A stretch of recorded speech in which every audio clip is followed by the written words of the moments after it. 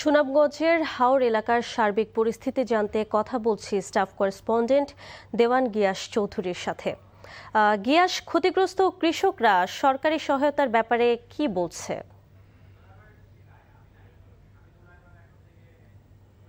আদিবা, ক্ষতিগ্রস্ত কৃষকেরা, আপনারা জানেন যে সুনামগঞ্জে 4 লাখ কৃষক পরিবার আছেন এবং তারা কিছু সংখ্যক যারা লিস্ট তালিকায় উঠেছেন এবং বেশিরভাগই এখনো তালিকায় তাদের নাম ওঠেনি। আদিবা, আমি যদি একটু দেখানোর চেষ্টা করি যে হাওর পাড়ে আজকে 20 দিন ধরে এই চিত্র, এখন যে এই যে পচা ধান সংগ্রহ করছেন, খড় সংগ্রহ করছেন, তো সেই পচা ধান এবং খড় কি পরিমাণের পচে আছে, আমরা আর একটু, আপনি ক্যামেরাম্যানকে আপনি যদি একটু সামনে আনেন, এই যে এইভাবে করে ওনারা নিচ্ছেন, এই যে খড়গুলি এখন এই যে গরুর খাদ্য হিসাবে এখন অনুপযোগী, এবং এই যে ধানগুলি ওনারা তুলছেন, এই যে ধানগুলি একদম পচে গেছে এবং এই পচা ধান তারা তোলার চেষ্টা করছেন। আজকে 20 দিন হয়ে গেছে বৃষ্টিপাতের, এবং এই 20 দিনেও ওনারা এই পচা ধান ওনারা সংগ্রহ করছেন। আমি আরেকটু দেখাতে চাই যে ওনারা এই যে পুরো এলাকায় যে দেখার হাওয়ার পার, এবং এই দেখার হাওয়ার পাড়ের একদম এই যে যত জায়গায় আপনাদের চোখ যাবে সব জায়গায় কিন্তু যে পচা ধান, দুর্গন্ধ ধান আছে, সেই ধানই আপনার চোখে পড়বে। এই যে দেখুন ওনারা এই যে খুঁজে খুঁজে বের করছেন।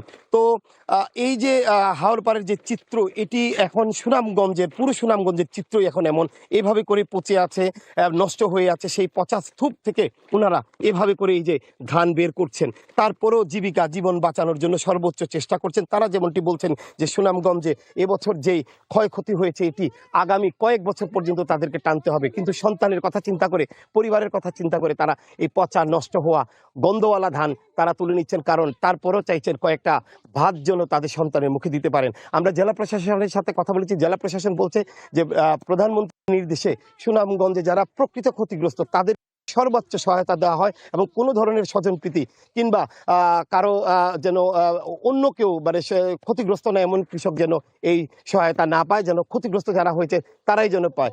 আদিবা, আমি আরেকটি কথা বলে শেষ করতে চাই যে সুনামগঞ্জে যে আবহাওয়া অধিদপ্তর আছে, তারা আমাদেরকে যেমনটি বলছে যে আগামী কয়েকদিন আরো ভারী বৃষ্টিপাতের সম্ভাবনা আছে, এবং এই বৃষ্টিপাত হলে এই যে দুর্ভোগ আরো বেশি বাড়বে। আদিবা, জানছিলাম সুনামগঞ্জের হাওরের খবর।